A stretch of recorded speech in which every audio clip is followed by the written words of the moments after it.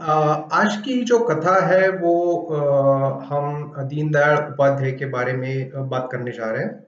So I will switch to English basically.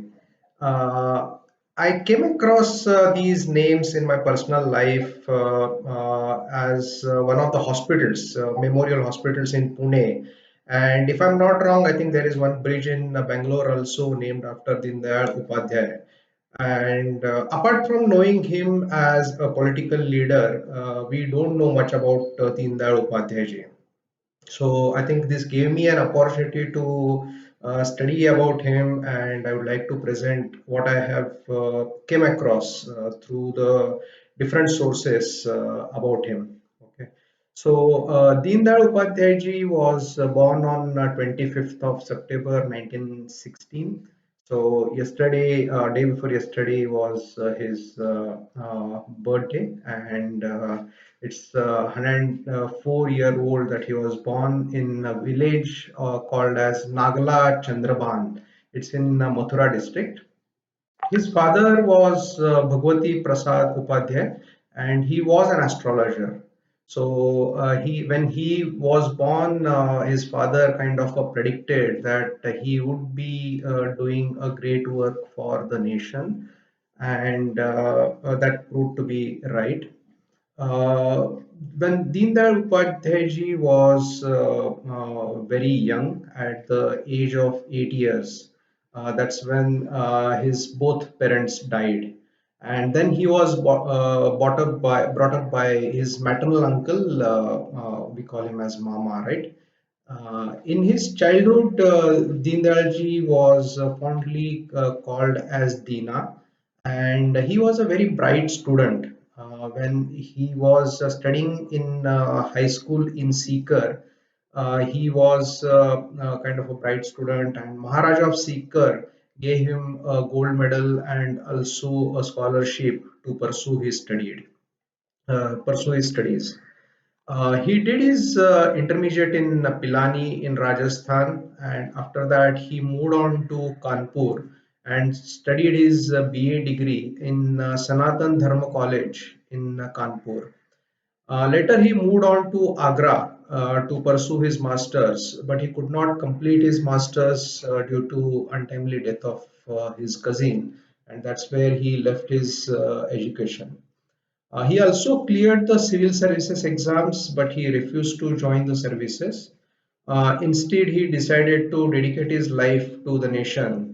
And while conveying his decision to his mama, his maternal uncle, he mentioned that he has received so much from the nation, and he wants to dedicate his life to the nation, and he won't call this as a sacrifice. Typically, we say that he sacrificed his life for the nation, but he said that it's purely an exchange or a vinimay. So that set his early life. Actually, he moved on to the different places.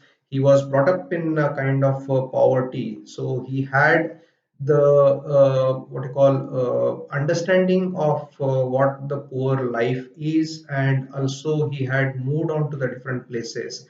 That set is kind of a life, social life. He joined RSS in 1937 through his classmate, who was, I think, Baluji Mahashabde. So, with his entry into RSS, he came in touch with Dr. Hedgewar, who kind of developed his intellectual background, and he came in.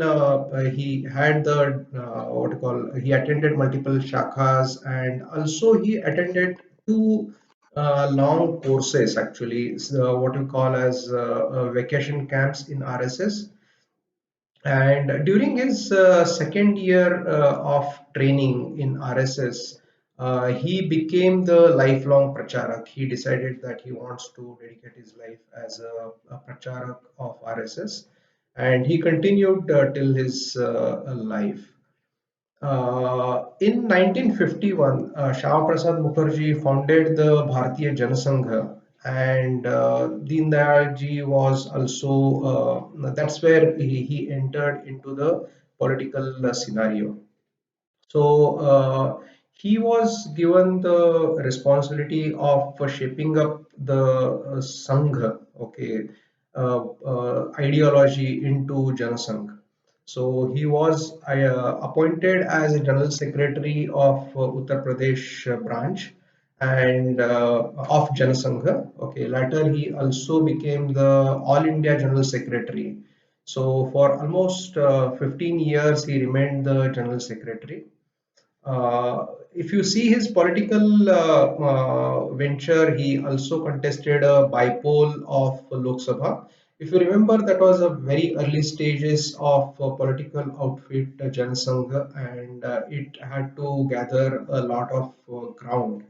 He could not win the by-election, but I think if you understand the early journey of Jan Sangh, the predecessor of BJP, that was a very early stages. However, in 1967, the Janasangha got 35 seats and became the third largest party.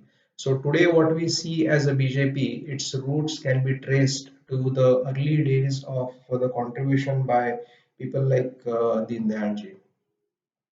One more aspect to understand about Deen Dayal ji is about his organizational skills. So after becoming the after assuming the responsibility of party leadership, Deen Dayal ji went to south. So if you see, it all started in the north. In UP area, but he is the one who traveled to the south, and he was the president of Calicut session. And that's where I think he made an appeal to the people to pledge the services not to a particular community or a section of society, but to the entire nation. So he called out for the people to join the what you call the Bharat Mata as a nation and make it a prosperous nation. So this call for the nation set the foundation for the nationalistic view of this particular political party of Janasangha. He was also an editor of a couple of publications. Panchajanya is a one which was published on weekly basis. Swadesh was one which was published on daily basis. It was a daily, and he was known for the assertive criticism. So the policies of Nehruji, which were he criticized very strongly, but there are no personal attacks. He criticized the political discourse rather than the individual. I think that sets the course of the current narrative of journalism, which has become more personal attacks. I think we need to reflect back in terms of the journalism that he demonstrated. I think in terms of the philosophies, his contribution as Ekatma Manavtavad or Ekatma Manavta Darshan is very important. So we need to understand the context in which this was presented. It was a period when India had just got the independence and it was charting out its development model. So instead, he did not call it as development model. He in fact called it as Bharat Punarnirman model. So he said we need to reflect back to our glorious past and we need to bring back some of the legacy of the Indian traditions, Indian philosophies, and start to use them. So at that point of time, there were contemporary ideologies which were more of a conflicting, the capitalism and the socialism. And the capitalism, in capitalism, we have the capital at the center of the philosophy and how we can grow that particular capital using this particular capital. Whereas the socialism, in socialism, we have the labor as used as a capital and also a political force. So he deviated, he did not approve any of these, but instead he said we need to look into our own philosophy and based upon the Indian culture, Hindu culture, and he called it as Ekatma Manavtavad. It's more of a integrated approach rather than fight and the conflict. So if you see, the capitalism is a fight of industry versus labor, and even if you see some of the movements, today's movement, like say green movement, okay, where we see there is a fight between the greens who are opposing the development, okay, whereas his Ekatma Manavtavad was more of an integral approach, so we need to get integrated.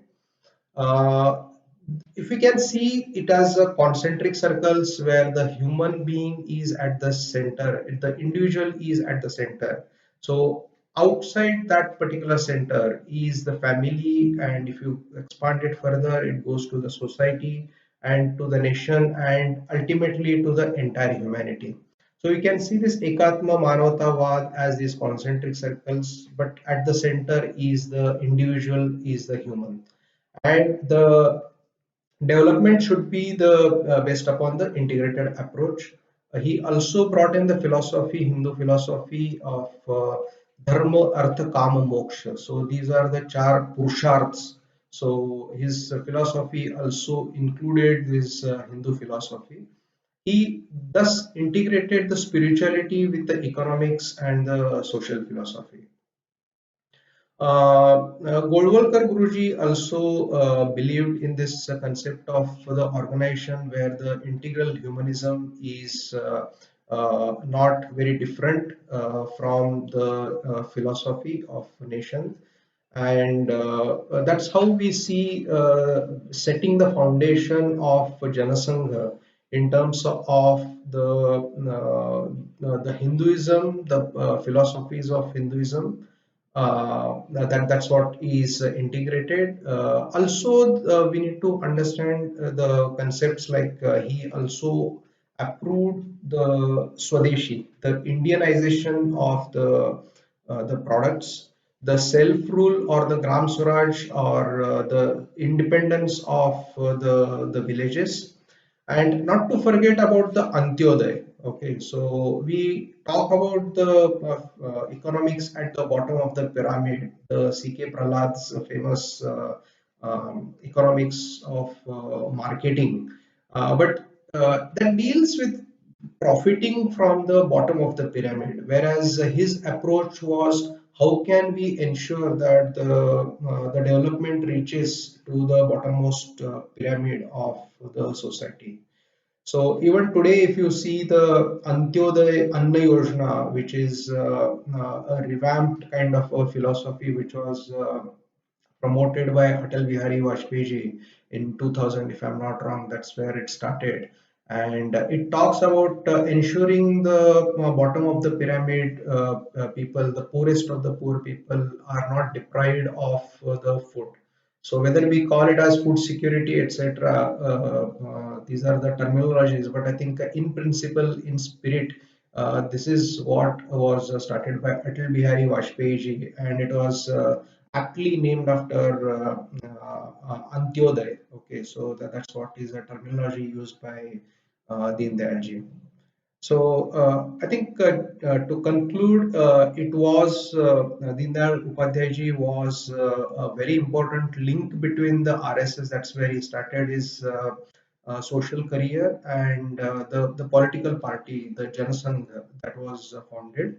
He is also known for his assertive journalism, and he is also known for the strong organizational skills where he took Janasangha Pan India. The proponent of indigenous ideology, that's the Antyodaya and also the Ekatma Manavtavad, which brought in the Hindu philosophy into the front and made it as the social philosophy. So a tribute to Pandit Deen Dayal Upadhyay ji. So that's it from my side for today.